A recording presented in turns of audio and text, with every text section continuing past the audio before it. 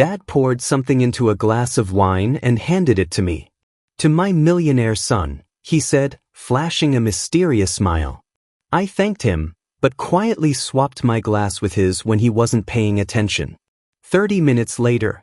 Success is supposed to be the ultimate shield, isn't it? They tell you that if you work hard enough, if you build a kingdom of your own, you'll finally be safe.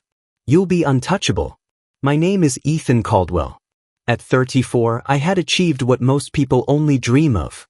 I had built a tech startup from a garage in Seattle and sold it for $5 million. To the outside world, I was the golden boy. I had the high-rise condo, the sleek car, and a bank account that promised a lifetime of security. But as I sat in the back seat of a town car, watching the rain streak across the window on my way to my childhood home, I didn't feel like a millionaire. I felt like a prey animal returning to a predator's den. The predator's name was Robert Caldwell. My father. My father wasn't always a monster, or perhaps he was, and I was just too young to see the scales beneath his tailored suits. He had once been a titan in the real estate world, a man who commanded rooms with a booming voice and an iron fist. But pride is a dangerous thing. A series of bad investments and a stubborn refusal to adapt to the changing market had turned his empire into a hollow shell. By the time I hit my 20s, the Caldwell fortune was gone, evaporated into a cloud of debt and lawsuits. But Robert Caldwell didn't accept defeat. He just changed his strategy. He didn't see me as a son, he saw me as his Series B funding. "Ethan, the man of the hour," my father bellowed as I stepped through the heavy oak doors of the family estate, a house that was far too large for two people, maintained only by the dwindling remnants of my mother's inheritance. He looked older, the skin beneath his eyes sagging, but his gaze remained as sharp and predatory as ever. He clapped a hand on my shoulder, his grip uncomfortably tight. $5 million, son. Million. Do you have any idea what I could do with that kind of capital? We could rebuild. We could take back the city. "It's not for rebuilding, Dad," I said quietly, stepping out of his grasp. "It's for retirement. For a life that doesn't involve constant stress." Behind him, my mother, Margaret, appeared like a ghost. She was a frail woman, her beauty faded not by age, but by decades of carrying the weight of my father's temper. She smiled at me, but it didn't reach her eyes. Her eyes were always darting to Robert, checking his weather, measuring the barometric pressure of his mood to see if a storm was brewing. "Happy birthday, Mom," I whispered, handing her a small box containing a vintage pearl necklace. "It's beautiful, Ethan," she murmured, but before she could put it on, my father's voice cut through the air. "Enough with the trinkets. Tonight is a celebration of blood and legacy. I've pulled a bottle from the private cellar. A 1982 vintage. Only the best for the Caldwell men." The dinner was tense. My father spent the entire first course lecturing me on missed opportunities, his voice rising as he described how my money was rotting in safe index funds when it should be working in the high-risk developments he favored. I stayed silent, picking at my salad, feeling the familiar tightening in my chest. Then came the wine. "Here, Ethan," my father said, his voice suddenly dropping to a silky, fatherly tone. He poured a deep, dark crimson liquid into a crystal glass. "This is a special blend. I've been saving it for a moment when I could truly say I'm proud of you." I looked at him. For a split second, I wanted to believe it. I wanted to believe that beneath the greed, there was a father who just wanted to toast his son's success. I took the glass. "To the future," my father said, raising his own glass. I took a sip. It was heavy, with a strange, metallic aftertaste that lingered on the back of my tongue. I frowned, looking down at the wine. "It tastes earthy," I remarked. "That's the age, boy. Drink up." I took 2 more gulps to be polite. Within 3 minutes, the room began to tilt. The candlelight on the table didn't just flicker, it stretched into long, burning ribbons of light. My heart began to drum a frantic, irregular rhythm against my ribs. "Dad, I don't feel." I tried to stand, but my legs were made of water. The floor rushed up to meet me. The last thing I saw before the world turned black was my father's face. He wasn't reaching out to catch me. He was checking his gold watch, his expression as cold and calculating as a banker closing a deal. When I finally opened my eyes, the world was a blur of sterile white and the rhythmic thump hiss of a heart monitor. My head felt like it had been split open with an axe, and my throat was parched, burning with every breath. Ethan? Oh, thank God. Ethan, can you hear me? My mother's face hovered over mine. She looked like she hadn't slept in days. Her hair was disheveled, and her eyes were rimmed with red. Where am I? I croaked. The hospital, she whispered, clutching my hand. You collapsed at dinner. Your father, he said you must have been exhausted. He told the paramedics you had been drinking heavily before you arrived. I forced myself to sit up, despite the agonizing vertigo. I had one drink, Mum. One sip of that wine. I wasn't drunk. Something was wrong with that bottle. My mother froze. She looked toward the door of the hospital room, ensuring my father wasn't standing there. Then she leaned in close, her voice a trembling shadow. Ethan, when you fell, when your face turned that shade of gray, I saw something I haven't seen in 20 years. She took a shaky breath. It was exactly how my father looked. Your grandfather. I frowned, the fog in my brain clearing slightly. Grandpa died of a heart attack. He was old. It was natural causes. That's what the doctors said, she replied, her grip on my hand tightening until it hurt. But I remember the dinner before he died. Robert had insisted on pouring him a glass of special brandy. An hour later, my father was on the floor, clutching his chest, gasping for air just like you were. Robert was the one who called the ambulance, just like he did for you. And Robert was the one who inherited the management of the family estate because my father hadn't updated his will. A cold chill that had nothing to do with the hospital's air conditioning washed over me. Are you saying, you think Dad did something to him? And to me? I don't want to believe it, she sobbed silently. But Robert is desperate, Ethan. He's in debt to people who don't use banks. He's been talking in his sleep about the insurance and the inheritance. He thinks that because you're his son, if something happens to you, the money you made from your company will flow back to him as your next of kin. I felt a surge of nausea. It wasn't just the lingering effects of whatever was in that wine. It was the realization that my own father viewed my life as a financial obstacle. To him, I wasn't a human being. I was a life insurance policy with a $5 million payout. The door swung open, and Robert stepped in, carrying a bouquet of cheap supermarket flowers. He wore a mask of fatherly concern that made my skin crawl. There he is. The warrior. Robert boomed, placing the flowers on the nightstand. Scared us half to death, Ethan. The doctors say it was a vasovagal syncope. Basically, your body shut down from stress. You've been working too hard, son. You need to let me handle things for a while. I looked him straight in the eye. Is that what they said, Dad? Or is that what you told them? His smile didn't flicker, but his eyes turned into two pieces of flint. Now, don't be cynical. The important thing is that you're coming home for Thanksgiving next week. Your mother and I won't take no for an answer. We're a family, Ethan. And family stays together. As he walked out, he patted my leg through the blanket. It felt like the touch of a snake. I spent the next 3 days in that hospital bed, thinking. I didn't call the police, not yet. I had no proof. The hospital hadn't run a full toxicology screen because they believed my father's story about the alcohol and exhaustion. If I wanted to stop him, I couldn't just accuse him. I had to catch him. I contacted a friend of mine from the tech world.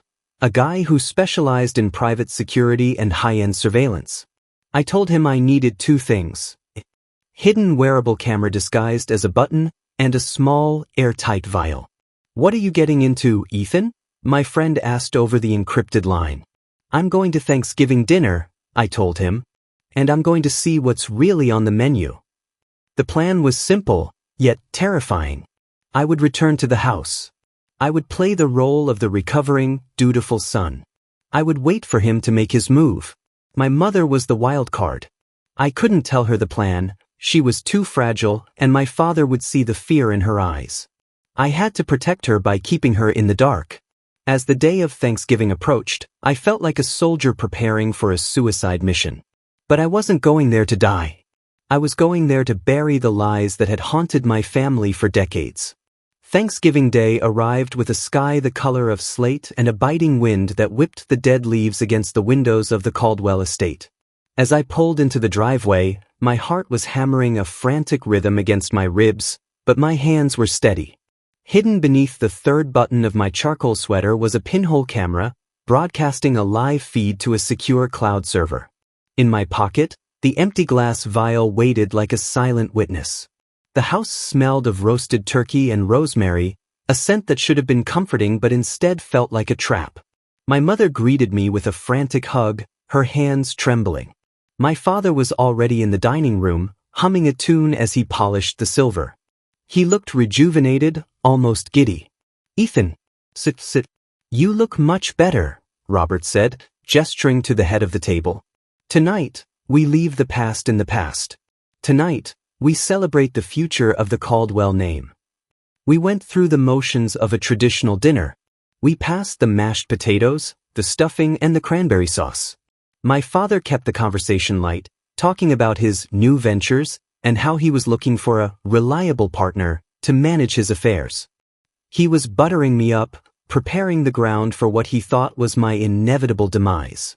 Then the moment arrived. "I'll get the wine," Robert said, his voice dropping an octave. "I have a bottle of Chateau Margaux. It's a bit young, but it has a kick that I think you'll appreciate, Ethan." He disappeared into the kitchen. Through the swinging door, I caught a glimpse of his shadow. He wasn't just uncorking a bottle. He was focused, his movements precise. My mother watched the door with wide, terrified eyes. She knew. She didn't have proof, but a mother's instinct is a powerful, haunting thing. Robert returned carrying 2 glasses of deep red wine. He set one in front of me and one in front of himself. "To family," he said, raising his glass. "To the bonds that can never be broken." I raised my glass, the crystal catching the light. I could see a faint, oily film shimmering on the surface of the liquid. It was subtle, almost invisible, but to my heightened senses, it looked like a death sentence. "Actually, Dad," I said, my voice remarkably calm, "I think I dropped my napkin. Give me a second." I leaned down, disappearing beneath the edge of the heavy mahogany table. In one fluid, practiced motion, I reached up. I didn't just grab my napkin, I swapped the positions of the 2 glasses. It took less than 2 seconds. I had practiced the move 100 times in my apartment. I sat back up, the safe glass now in my hand. My father hadn't noticed a thing. He was too busy savoring his imagined victory. "To family," I echoed. I took a deep, long drink. The wine was perfect, fruity, bold, and clean. My father did the same. He drained half his glass in a single gulp, a look of immense satisfaction crossing his face. "Good, isn't it?" he smirked. "Delicious," I replied. "Truly life-changing." We sat in silence for a while, the only sound being the ticking of the grandfather clock in the hallway. I checked my watch. 10 minutes. 20 minutes. 30. Then it started. My father's hand, which had been reaching for the gravy boat, suddenly twitched. He dropped the silver ladle, and it clattered loudly against the china. "Robert? Are you all right?" my mother asked, her voice rising in alarm. I feel a bit lightheaded," he muttered. He tried to loosen his tie, but his fingers were fumbling, unable to grip the silk. His face began to turn a sickly, ashen gray. "It's thin in here." He tried to stand up, but his knees buckled. He collapsed back into his chair, his chest heaving as he struggled to pull air into his lungs. It was a mirror image of what had happened to me at the hospital, and what had happened to my grandfather years ago. "Ethan," he gasped, looking at me with wide, bloodshot eyes. 911, I didn't move. I didn't reach for my phone. I simply leaned forward, my face inches from his. "Why, Dad? Was the wine too earthy for you?" His eyes bulged as the realization hit him. He looked at the glass in front of him, then back at me. The betrayal, the shock, and the dawning horror of his own trap snapping shut on him were all written on his face. "You swapped." He wheezed, his voice fading to a whisper. "I did," I said coldly. "And while you're sitting there, feeling your heart struggle to do its job, I want you to know something. I'm not going to let you die. Not yet. That would be too easy for you. I pulled the small glass vial from my pocket and dipped it into his glass, capturing the remaining poisoned wine. I'm calling the ambulance now, I said, finally pulling out my phone. But I'm also calling the police. And I'm bringing them the evidence you've been using to kill this family for decades. As my father lost consciousness, his head lolling to the side, my mother let out a cry that was half sob, half laugh of relief. The monster was finally down. The arrival of the paramedics was a blur of flashing blue and red lights against the rain-slicked driveway. As they wheeled my father out on a stretcher, his body limp and his breathing shallow, I stood on the porch with my mother. She was wrapped in a heavy wool blanket, her eyes fixed on the man she had feared for 30 years. For the first time in my life, she didn't look like a victim. She looked like a witness. The police arrived shortly after. Detective Miller, a gray-haired man with eyes that had seen too much, took the vial of wine I offered him. "You're sure about this, Mr. Caldwell?" he asked, labeling the evidence. "Check the wine," I said, my voice steady. "Then check the hidden camera footage I've already uploaded to your department's secure server. You'll see him pouring from a separate flask into my glass. And then, Detective, I need you to do something else. I need you to look into the death of my grandfather, Arthur Sterling, 20 years ago." The investigation that followed was a tectonic shift that leveled what was left of the Caldwell legacy. The toxicology report on the wine came back positive for a lethal concentration of secobarbital, a powerful sedative that, when mixed with alcohol, causes respiratory failure and cardiac arrest. It was a clean way to kill, often mistaken for a natural heart attack in older victims. But the real breakthrough came from the past. With my mother's written testimony and the new evidence of Robert's modus operandi, the district attorney secured an order to exhumate my grandfather's body. Despite the passage of 2 decades, modern forensic testing found traces of the same chemical compounds in his bone marrow. The motive was laid bare in a series of hidden ledgers found in a floorboard safe in my father's study. He wasn't just in debt, he was drowning. He had spent years embezzling from my mother's trust, and my sudden wealth was the only thing that could have saved him from prison for fraud. He had decided it was easier to be a grieving father inheriting millions than a failed businessman facing a jail cell. The trial was short. The video footage from my button camera was the nail in the coffin. It showed Robert's cold, methodical preparation of the drink, the way he smiled while stirring in the poison. He was sentenced to life in prison without the possibility of parole for the murder of Arthur Sterling and the attempted murder of his own son. On the day the sentence was handed down, I visited him in the holding cell. He looked small. Without his expensive suits and his position of power, he was just a bitter, broken old man. "Why?" I asked, the only question that truly mattered. He looked at me through the plexiglass, a sneer curling his lip. "You were always so proud of your little startup. You thought you were better than me. I built this family. Everything you have, you owe to my name. I was just taking back what was mine." "You didn't build a family, Robert," I said, refusing to call him father. "You built a cage. And today, the door is finally locked." I walked away and never looked back. A month later, my mother and I stood in front of the Caldwell estate. A for sale sign stood in the yard. We had cleared out the memories, the old furniture, and the lingering scent of betrayal. "Where will we go?" she asked, her arm tucked into mine. "San Francisco," I said. "Near the ocean. A place with big windows and a lot of light. No dark cellars. No special vintages." She smiled, a real, radiant smile that reached her eyes. We got into the car and drove toward the city. The sun was breaking through the Seattle clouds, casting long, golden shadows on the road ahead. The weight of the $5 million no longer felt like a target on my back. It felt like what it was always meant to be, the foundation for a life built on truth, safety, and a future that belonged only to us. The golden sun was finally free of the shadow.